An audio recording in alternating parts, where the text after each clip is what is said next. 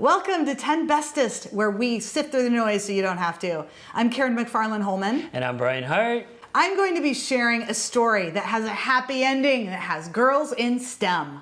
And today I'm going to be talking about the Baader-Meinhof phenomenon. If you don't know what that is, check it out. Let's get to it. My cool sheet is a happy story. We all want to have happy stories, right? And this is about the Afghan girls robotics team. This is something that has happened recently. So at the time of this recording, we are in September of 2021. And so everything that's been happening in Afghanistan around this time is relevant to this story. So 10 members of the Afghanistan all-girls robotics team were rescued and they were safely brought to the United States. And this is thanks to a lot of people, an international effort, truly.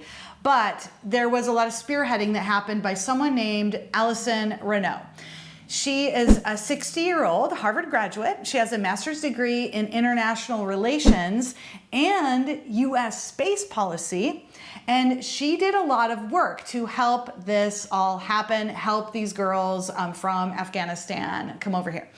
So Renault had been in contact with the team. This is a team of girls ages 16 to 18 on this robotics team since 2019, when she was working on the board of directors for Explore Mars. And she had met these girls when they attended the organization's annual Humans to Mars conference. And being on a robotics team, that totally makes sense. And they got to make this connection back then. So when she heard everything that was happening in Afghanistan, she said she could not shake this feeling that these girls were in danger. Watching all of this happen, the advancing insurgent army that was happening in early August of 2021.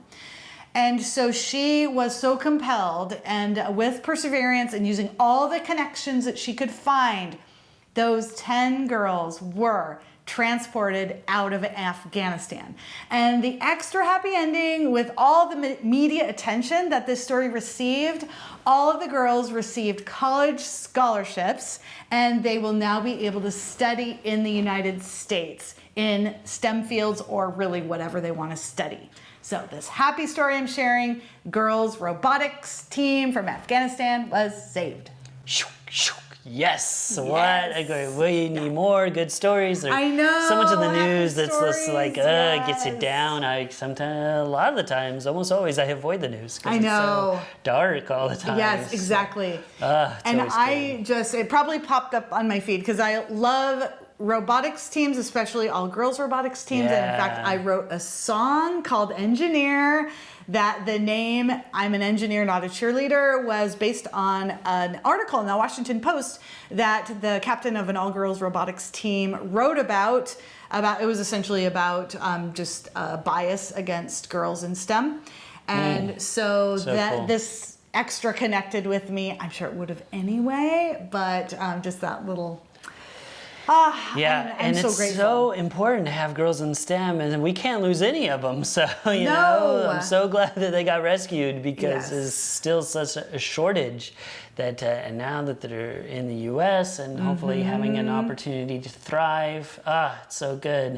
It's so cool. Thank you so much for sharing. You're that. welcome. Really appreciate Happy story. Love it. Yes. And our show notes as a reminder for any of these, 10bestest.com/answer.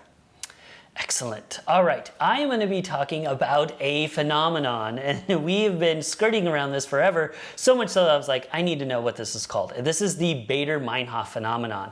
This phenomenon actually has many names, and that's why maybe I couldn't find it sometimes. The most accurate, actually, scientific definition is the frequency illusion, but it's also called frequency biased, the recency illusion, selective bias, many different names. So, we mentioned this last week about the hyphen and M dash and N dash. I talked about it in focus pulling. It is a mixture of cognitive bias and recency effect and selective attention bias. It's kind of all of these, and it's a confirmation bias. So let's say you're shopping for a new car. Let's say it's a Tesla, and you've researched it a lot, and you really think, yeah, maybe this is the car for me, but I'm going to take a couple days to think about it. And then all of a sudden, you see Teslas everywhere. And you're like, why have I never noticed all these Teslas? This is crazy. That is the frequency illusion. Or now, because obviously not everybody in the universe just suddenly bought a Tesla and decided to mess with you by driving it around your orbit. That would be insane. But our mind is insanely good at recognizing patterns. But it also receives way more information than it can ever store. So if it doesn't think that that information or that pattern is useful to you, it will just, boom, it's gone. It's like it never happened, and you don't think about it. But when you then selectively think about something in your memory, all of a sudden it's like, oh, I will trigger all of those things when I see them. And so then all of a sudden you see Teslas everywhere, or the color red, or the color yellow, or so many, or a focus puller, or the M dash, and these longer dash, all these things happen all the time. But that is what it's called. It's the frequency illusion. So definitely check that out. Read more about it. It's super fascinating. And also the name itself, the Baader-Meinhof phenomenon, is also funny, but I don't have time. Check it out. Okay, yeah, I don't think I'm going to remember that name, but I will remember, because I've heard of this thing, and I didn't know what the name was. Yeah. Frequency illusion. Yeah, so that's more the scientific. Actually, like the Baader-Meinhof phenomenon was based on this one person's. I really had to dig to find the origin of this, because this is like a German neo-Nazi military group or something back in history, but. This guy was studying that for school, and then he was like, I've never even heard of these people. How's that possible? And then the next day he heard about him, and then in biology class he heard about him, and he's like, what the heck? And he explained this to a scientist, and so he kind of got this name. It was a frequency illusion, but he kind of dubbed it the Baader-Meinhof phenomenon. So, but I think the frequency illusion is a little more intuitive, and I might be able to remember that one, because it's an illusion, and it happens. It's a frequency that happens that you think just all of a sudden. You're surrounded by these things. I'm curious. It happens all the time, that's for sure. Oh, for sure. And I don't know if you know the answer to this, but I've heard of this before. And the example that I've heard is with Volkswagens. Yeah, that one actually, I used to think it was called like the Volkswagen effect or something like that. But I was wondering, because they're German and Volkswagen is German, if there's any connection there or not. I think it was someone else just said, oh, I'm looking at Volkswagens to buy, because I think it was specific. Like, I was looking to buy a Volkswagen, and now I see them everywhere, you know, and I want a Tesla, so I was just using the Tesla example instead for my own. I figured. My own little, like, surround me with Teslas, please. That's great. Well, now I know the name of it, or I have a name that I can use anyway. Yes. Excellent. All right. Thank you. You're welcome. Thank you for joining us, friend. I'm Karen McFarland-Holman. And I'm Brian Hart.